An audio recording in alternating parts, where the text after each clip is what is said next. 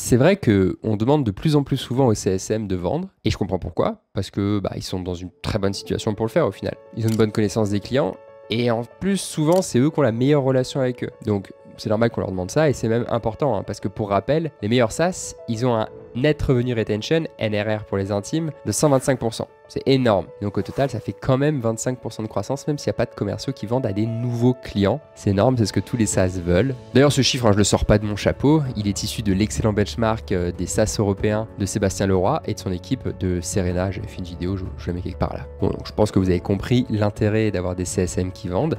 Mais malgré cet intérêt évident, c'est pas facile de parler vente au CSM. Et en vrai, je comprends pourquoi. Ils ont signé pour s'occuper exclusivement de leurs clients, pour être proche en fait de l'humain, le client qu'il y a derrière, et leur apporter du succès, réfléchir à comment ils peuvent tirer un maximum du produit. Forcément, quand on parle vente, ils peuvent avoir peur que cet aspect vienne entacher la relation avec leurs clients. Donc, évidemment, pour préparer cette vidéo, j'ai fait mes recherches, j'ai travaillé avec beaucoup de CSM, depuis 5 ans je croise beaucoup de CSM, et c'est des personnes qui disent des trucs comme ça. Je vois bien pourquoi c'est important pour nous de booster nos ventes et je suis totalement partant pour aider là-dessus. Par contre, j'avoue que l'idée de me mettre à vendre comme ça me met un petit peu mal à l'aise. Jusqu'ici, j'ai surtout bossé sur le bien-être de nos clients après qu'ils aient acheté notre produit. Du coup, j'ai peur que si je commence à leur vendre des trucs, ça puisse un peu refroidir notre relation, tu vois. Je sais que quand on répond bien aux besoins du client, des fois ça mène naturellement à des ventes, et ça me va. Mais je veux juste m'assurer qu'on reste cool et authentique dans notre approche sans forcer la main. Ça, c'est les paroles d'un CSM et on les comprend. À ça, on peut rajouter le fait que souvent, ils n'ont pas été formés à la vente. Et d'ailleurs, la formation des CSM en vente, c'est un vrai défi qu'on relève depuis pas longtemps avec certains de nos clients, et il faut dire que c'est assez probant. Bref, ça fait beaucoup de raisons de pas avoir envie de vendre pour eux, mais j'ai quand même remarqué avec le temps que non seulement les CSM, ils en ont les capacités de bien vendre, mais surtout, ils peuvent le faire sans altérer, sans déranger la relation qu'ils ont établie avec leurs clients. Et ça, c'est une super nouvelle parce qu'il y a de plus en plus de CEO de boîtes qui me demandent, écoute Quentin, est-ce que tu peux pas faire une petite formation rapide à nos CSM? Vous savez, la petite formation rapide. Cette vidéo, c'est donc une introduction, un mini-guide pour les CSM qui veulent vendre sans écorner la relation qu'ils ont durement construite avec leurs chers clients.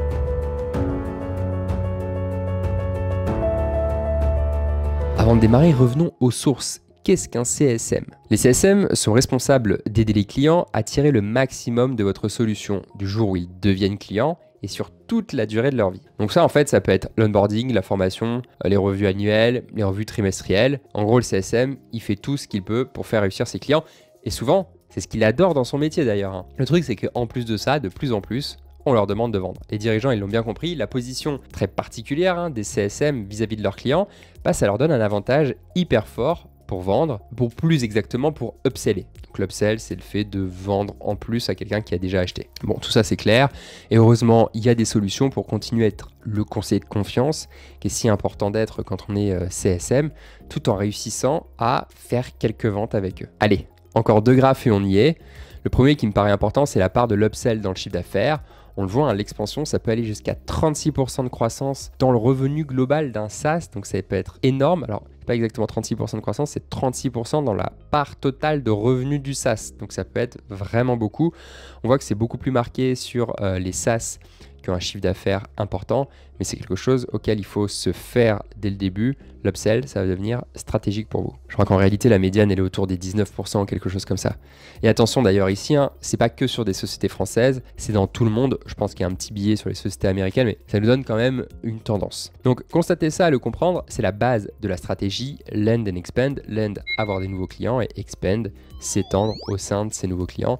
C'est pour ça que souvent les rôles d'un côté d'account exécutive et de l'autre côté d'account manager, ils sont séparés, et ce de plus en plus. Alors pour finir, une dernière info, je pense qu'il faut avoir à tête pour bien valoriser le travail des CSM, pour se rendre compte, c'est que le taux de transformation en upsell, c'est environ 4 fois supérieur au taux de transformation en vente classique, en vente à un nouveau client. Et c'est évidemment moins cher parce que la plupart des coûts d'acquisition en fait qu'on n'a plus à amortir, à part ceux des tentatives, des deals perdus, mais ils sont beaucoup moins fréquents. Donc là, effectivement, on voit que c'est intéressant que les CSM puissent vendre, mais attention, il ne faut quand même pas confondre le travail de l'account manager et le travail du CSM, du Customer Success.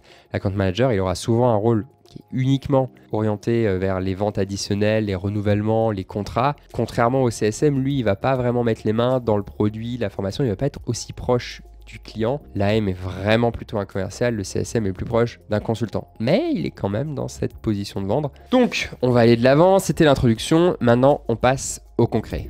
Partie 1, comment les CSM peuvent-ils vous aider à vendre? Première chose, l'identification des opportunités d'upsell et de cross-sell. Les CSM, ils sont en contact régulier avec les clients et du coup, ça leur permet de comprendre à fond les besoins, les défis, les objectifs des clients. En utilisant ces informations, ils peuvent évidemment identifier des opportunités d'upsell ou de cross-sell et donc ça, c'est hyper utile. Après, ils ont le choix. Ces opportunités, ils peuvent les activer eux-mêmes, aller parler aux clients et vendre, ou ils peuvent faire simplement une passe décisive aux AM ou à tous les sales en fonction de comment fonctionne votre équipe. La deuxième chose qu'ils peuvent faire, c'est les références et les témoignages clients. Les CSM, ils ont souvent des relations hyper proches avec leurs clients et donc ça peut leur permettre d'être en position de demander des références, c'est-à-dire quels autres clients ils connaissent et ils pourraient nous présenter, ou des témoignages face caméra, à l'écrit, peu importe, pour témoigner justement de leur satisfaction du produit. Et ça, c'est une super arme, tant côté marketing que côté vente. Ça, c'est jouer sur la preuve sociale, c'est hyper puissant, alors bon, faut pas hésiter, c'est une vraie aide. La seule chose auquel il faut bien penser là-dessus, c'est de penser à créer des processus et des outils qui rendent à la fois ça plus simple pour les CSM, parce que c'est pas le fond de leur travail, donc plus ce sera simple, déjà plus ils passeront à l'action et plus ça sera rapide, mais aussi que ça soit simple pour le client qui va répondre par la positive, faire une mise en relation, faire un témoignage écrit, voire un témoignage vidéo.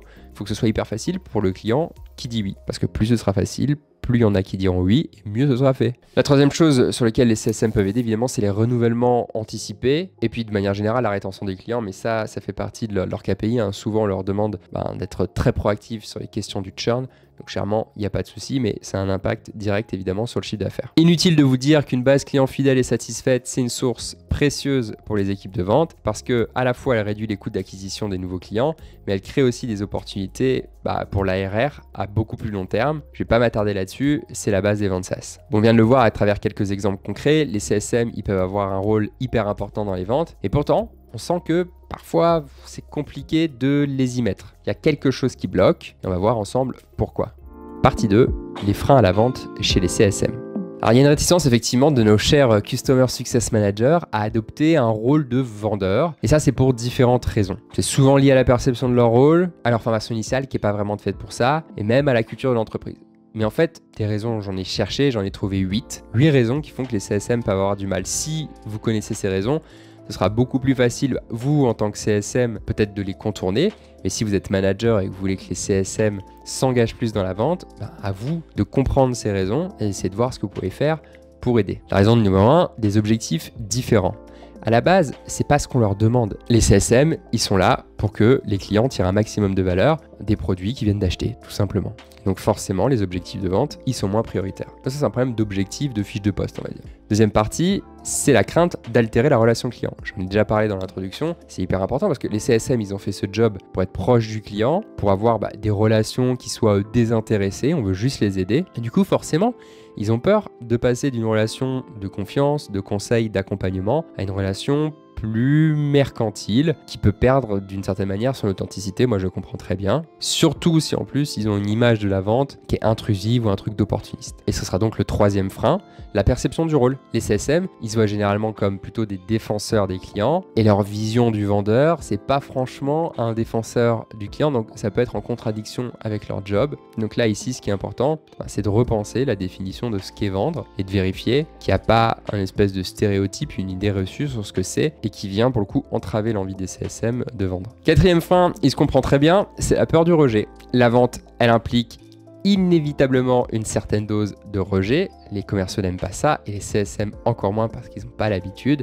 Donc forcément, ça dissuade. Frein numéro 5, la culture d'entreprise. Il y a certaines entreprises dans lesquelles il y a une séparation tellement nette entre les ventes et le CSM que ça leur paraît être un monde, un pas de géant à franchir. Ils savent pas trop comment les commerciaux travaillent, ils les voient de loin, c'est pas dans la culture. Du coup, ça fait peur et c'est un frein supplémentaire. Le sixième frein, c'est que si on commence à leur demander à vendre, on va leur mettre des objectifs et ils vont avoir la pression. Il y a beaucoup de CSM qui n'ont pas envie de travailler avec la pression de vendre, de faire de l'upsell et compagnie. Et donc ça, c'est un frein. Encore une fois, je le comprends très bien. Frein numéro 7, ils n'ont pas de formation. Il y a beaucoup de CSM qui n'ont pas été formés à la vente et d'un coup, on leur demande de le faire en lisant 3 bouquins et en allant faire une formation qui est elle-même faite par des commerciaux qui eux-mêmes ne sont pas forcément formés. Bref, ça peut être un peu catastrophique, surtout si on ne tient pas compte du métier de cœur, de base des CSM quand on leur explique ce que c'est la vente. On peut pas vendre de la même manière quand on est CSM que quand on est commercial, et ça, c'est un problème. Alors, déjà, il y a des entreprises qui essayent de les former, c'est très bien, mais même dans la formation, il faut faire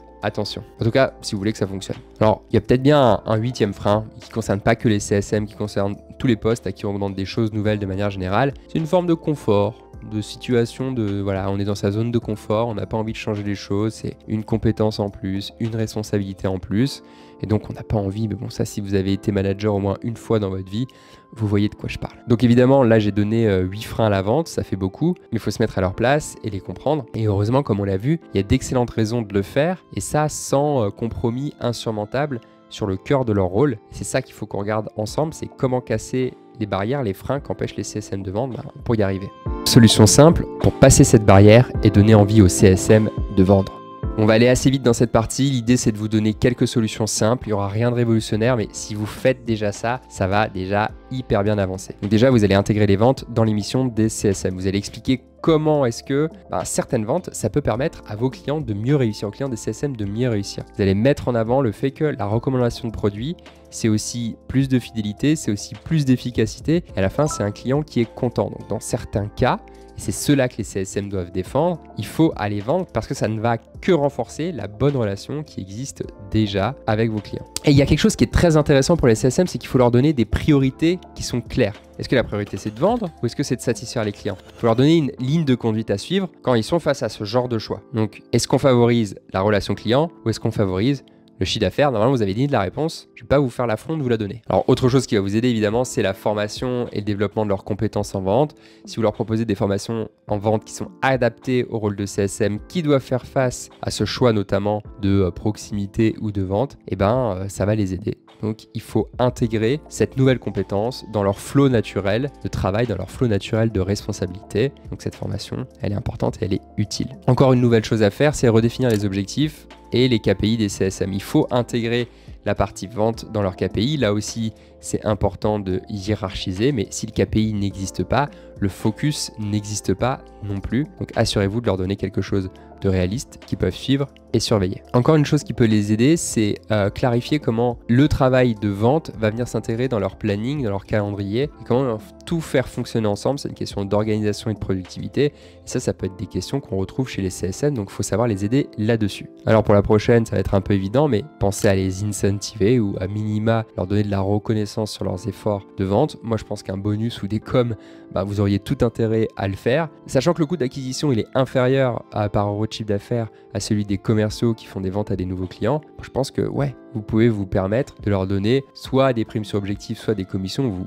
Vous packagez ça comme vous voulez, mais il faut qu'ils aient un incentive et notamment financier à le faire. Dans la liste que je me suis faite aussi, il y a le soutien continu. Vous devez soutenir vos CSM, les coacher, leur donner de l'aide, de l'appui, un regard bienveillant, peut-être du peer coaching avec les commerciaux. Il faut les soutenir, il faut les aider, il faut les encourager pour qu'ils puissent progresser et prendre du plaisir dans ce rôle-là. Il y a autre chose qui va aider, c'est le soutien, l'appui de la direction. Il faut qu'à un moment donné, il y ait un top management qui vienne voir les CSM et qui leur explique pourquoi il y a cette décision qui a été prise, en quoi c'est important dans l'activité globale de l'entreprise et qui leur confirme que leur priorité, c'est le succès des clients, mais que ça, c'est compatible avec des ventes soft, douces chez les CSM. Partie 4, mes conseils, comment vendre sans affecter la relation avec ses clients. On ne peut pas traiter la vente par les CSM de la même manière que la vente que font les commerciaux, et ce, pour plusieurs raisons. Avant de passer à mes derniers conseils sur comment vendre sans compromettre la relation quand on est CSM, petite digression sur les différences dont il est important de tenir compte quand on veut que les CSM se mettent à vendre. Parce qu'évidemment, les CSM ne vendent pas comme des sales. Donc je vous ai fait un petit tableau pour vous expliquer les différences entre les deux types de ventes et notamment les différences de priorité. Le premier critère, c'est la priorité. D'un côté, les CSM sont plus sur de la fidélisation, c'est ça qu'ils cherchent sur le long terme. Et puis de l'autre côté des commerciaux, c'est l'acquisition. Donc ils vont chercher du CA avec une pression sur le temps qui est un petit peu plus forte. Au niveau de l'approche de la vente, les CSM ils vont être dans l'ultra-personnalisation parce qu'ils connaissent tellement bien leurs prospects qu'ils vont pouvoir proposer une solution plus qu'unique, dans un timing unique, qui va expliquer ces taux de transformation 4 fois plus élevés que sur une vente classique. Côté commercial, on a envie évidemment de personnaliser, mais la personnalisation va être beaucoup plus limitée, faute de temps avec le prospect avant qu'il prenne sa décision. Troisième critère, le moment de la vente. Le CSM, évidemment, il va vendre qu'après le premier achat du client. Quand le client a décidé de nous faire confiance et se lance avec nous. Donc on voit ici que les conditions sont différentes, alors que le commercial, il va devoir convaincre d'acheter la première fois. Ça ne fait pas appel au même ressort. C'est pas les mêmes contraintes. Au niveau des motivations, le CSM, ce qu'il veut, c'est que le client, il augmente son retour sur investissement, qu'il aille chercher du retour sur investissement. Alors que le commercial, ce qu'il veut, c'est que le client, il investisse. Il n'y a pas de retour sur investissement sans investissement. Le commercial, il fait investir. Le CSM, il s'assure du retour sur investissement. Au niveau des connaissances, le CSM, il va mettre plus de temps, mais il va aller beaucoup plus en profondeur sur sa compréhension du client, de ses utilisations produits, de tous les use cases en fait possibles chez le client. Alors que le commercial, il va aller beaucoup plus vite, mais il va pouvoir aller moins profondément. Donc on va dire que les premiers mètres, le commercial, il va le faire à une vitesse très très forte. C'est ce qu'on lui demande de faire. C'est une qualité chez un commercial. Comprendre vite ce qui se passe chez le client. Le CSM, il va pouvoir comprendre mieux ce qui se passe chez le client avec, je le disais, plus de temps. Alors évidemment, pour être sûr de ne pas passer du côté obscur de la force et de pouvoir faire ces upsells sans vous compromettre, voici quelques idées de règles que vous pouvez adopter dans votre équipe CSM pour vous assurer de toujours privilégier la relation client et son succès. Et en même temps, il faut quand même pouvoir vendre. Donc il faut voir ces règles comme un garde-fou. Et si l'équipe y adhère, on aura plus de facilité à ajouter cette fonction vente dans les équipes CSM. Règle 1, pas de problème, pas de discussion. La règle ici que je vous propose de fixer, c'est qu'on n'ouvre pas de discussion vente quand le prospect ou tant que le prospect ne partage pas un problème. C'est un truc à suivre pour être toujours au clair sur le fait qu'on ne va pas tenter un truc qui pourrait être mal reçu. On ne prend pas de risque en fait. Alors évidemment, le truc, c'est que parfois, on est à une question d'identifier un vrai problème et si on ne la pose pas, on peut passer à côté d'une opportunité. À côté de l'opportunité justement d'avoir le droit de faire valoir notre idée. Donc parfois, il faut juste avoir son radar à opportunité ouvert et amener petite question en plus qui va débloquer une situation. Par exemple, ça fait longtemps que vous avez ce problème. Vous pouvez aussi lui demander et pourquoi vous ne l'avez pas réglé avant pour comprendre si c'est à quel point c'est important et s'il faut continuer de creuser. C'est juste ça, des petites questions toutes simples comme ça qui vont vous amener vers la vente. Règle numéro 2 qu'on peut se fixer, c'est que il n'y a pas de vente chez vous, il n'y a que des idées. Vous allez transformer le mot vente par le mot idée, vous allez voir, ça marche hyper bien. Donc par exemple, vous seriez face à un prospect qui vient de vous dire quelque chose. Là, vous allez pouvoir lui dire, ok, j'ai une idée. Quand tu as dit que blablabla, ça m'a fait penser à blabla. C'est peut-être un truc qui peut marcher chez vous, non? On propose des idées. Laissez-les acheter. Ne vendez pas. C'est comme ça que vous allez faire pour protéger votre relation. Vous allez juste proposer des idées et les laisser y adhérer et les laisser acheter. C'est pas mal, non? Si vous laissez faire ça, vous n'avez pas besoin de closer ou de demander la vente, ça va se faire tout seul. Contentez-vous de montrer des choses, d'avoir des idées ou d'avoir pensé au client. Si c'est aligné avec ses besoins, la discussion elle va se faire toute seule. Règle numéro 3 pour vendre quand on est CSM, vendez comme vous coachez, par les problèmes, par les progressions et par les succès. Si vous pensez qu'une chose est utile pour votre prospect, vous allez vous placez comme un manager qui va essayer de lui donner un bon conseil. Tiens d'ailleurs, ce ne serait pas Customer Success Manager votre nom de poste? Vous êtes responsable du succès de votre client. Donc c'est à vous de coacher votre client et de vous mettre à son service pour qu'il progresse avec votre outil. Vous devez être toujours en mode traduction. Un problème pour votre client, c'est peut-être une vente additionnelle pour vous. Si vous n'avez rien, vous pouvez même vendre des choses d'autres entreprises, proposer en tout cas toujours des solutions. Souvent elles viendront d'ailleurs et ce sera juste une aide en plus pour votre prospect et parfois elles viendront de vous. Et ça s'appelle un upsell. Règle numéro 4, vendez uniquement quand vous y croyez, ne serait-ce qu'un petit peu. En cas de doute, notez soigneusement votre idée et faites-la passe au commercial. Si jamais vous voyez qu'il y a un truc qui peut être vendu mais que vous n'êtes pas sûr et que justement vous ne voulez pas altérer la relation, vous allez vous le noter dans un coin de carnet et puis après votre rendez-vous, vous irez voir un commercial et vous allez dire j'ai eu cette discussion, j'ai un peu creusé, je sais pas trop, je te laisse faire, vois ce qui est possible. Les commerciaux ils sont ravis pour exploiter cette idée, évidemment sans jamais vous citer, on ne veut pas que vous passiez pour un espion et que vous épiez le client puis après vous allez lancer les commerciaux sur lui, non. Vous devez rester le good cop et ce rôle-là, il est à chérir, il est à protéger. Donc gardez ce côté non-sales. Lorsque vous sentez que la discussion elle est plus orientée négo-projet, vous passez la main à votre account manager ou à votre commercial, ils sont là pour avoir ce rôle. Maintenant, si on se penche sur le côté méthode, je vais vous faire l'économie de tous les conseils classiques sur l'écoute active, l'anticipation des besoins, la personnalisation du discours. J'ai déjà fait tout un tas de vidéos sur la vente en général, alors vous pouvez aller voir partout sur ma chaîne parce que les fondamentaux, c'est exactement les mêmes, surtout qu'ici on apprend à faire de la vente honnête et intègre. Donc normalement, si vous êtes CSM, ça devrait vous plaire. C'est ce qui est différent chez nous, c'est qu'on prend en compte la dimension responsable, durable. On veut faire les choses sur le long terme. Et pour ça, ça demande un haut niveau d'intégrité avec les clients. C'est ce qui est différent dans notre proposition de valeur. Un bonus avant de partir, c'est de lister tous les trigger events. Ces indices qui peuvent laisser penser que le client a besoin de quelque chose supplémentaire, de quelque chose de plus, qui va être pour vous en fait une vente. Si on n'a pas le réflexe, si on creuse pas, on peut passer parfois à côté d'une opportunité. Par exemple, quand un client vous dit que l'équipe a grossi, quand un client vous dit qu'ils vont refaire leur processus sur lesquels ils ont l'outil, quand le client vous dit qu'il y a des recrutements en cours, il faut que vous ayez la liste la plus complète possible des trigger events, des éléments déclencheurs d'un upsell chez vous. Si vous ne pouvez pas le faire, demandez à votre manager de le faire et aux commerciaux également de le faire. Réfléchissez-en en groupe, d'ailleurs ça peut être une très bonne idée d'atelier. Mais ayez cette liste de trigger events parce que quand vous allez les détecter, quand vous allez y être confronté, vous allez les exploiter beaucoup plus facilement et vous allez être beaucoup plus à l'aise à le faire. Ce qui est important de se rappeler, c'est que vendre en tant que CSM, ça doit être une discussion naturelle. C'est une extension de votre rôle pour aider les clients à réussir. En restant authentique et en vous concentrant sur le fait de fournir de la valeur, vous ne ferez pas seulement des ventes au moment où vous allez faire cet upsell, vous allez aussi renforcer la confiance avec vos clients et ça, je pense que n'importe quel CSM le souhaite. Donc j'espère que ça vous a plu, que ça vous a donné un tant soit peu l'envie de vendre. Si c'est le cas ou en tout cas que vous voulez creuser le sujet, soit pour donner au CSM l'envie de vendre, soit pour vous-même être meilleur en vente, vous pouvez vous abonner à cette chaîne. Je fais des vidéos tous les mardis pour aider les personnes qui veulent rester intègres, responsables, honnêtes à vendre en étant hyper performants. Du coup, je vous dis à mardi. D'ici là, je vous souhaite d'excellentes ventes et soyez sympa avec vos sales maintenant que vous les comprenez un peu mieux.